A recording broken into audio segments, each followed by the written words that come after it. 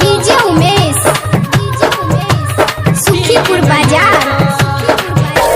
दीपिका के देलही चंदनमा के देलही हमारा करे इनकार। एक दिन सब पीछा पड़लियो सब कई देही बेकार। गे छोड़िया नीक नहीं है तो मैं देवही तो ठीक नहीं है तो।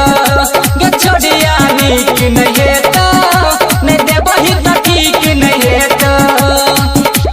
दीपिका के देलही परवीनवा के देलही हमारा करे इनकार।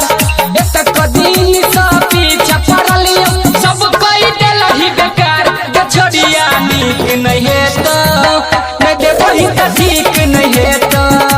गे छोड़िया नीक नहीं है तो मैं देवही तो ठीक नहीं है तो। डीजे उमेश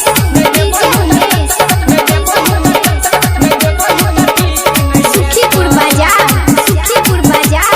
सुखीपुर बाजार। अभी आप सुन रहे हैं फुटौना से मैथिली म्यूजिक की शानदार प्रस्तुति। के कोना भूलई देलही स्कूल वाला प्यार के। कमे उम्र में केने चलियो ई करार के।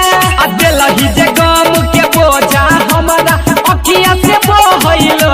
गे छोड़िया नीक नहीं है तो मैं देवही तो ठीक नहीं है तो। गे छोड़िया नीक नहीं है तो मैं देवही तो ठीक नहीं है तो। डीजे उमेश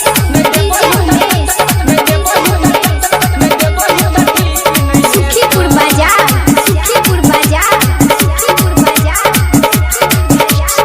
अभी आप सुन रहे हैं फुटौना से मैथिली म्यूजिक की शानदार प्रस्तुति। के राइटर देव दीवाना के तोड़ला यार मान के। अब भूल को अखिलेश के तू कोना रहै क्या जान के। देलही जे गम के बोझा हमारा सहल बनाही सहाय। गे छोड़िया नीक नहीं है तो मैं देवही तो ठीक नहीं है तो। गे छोड़िया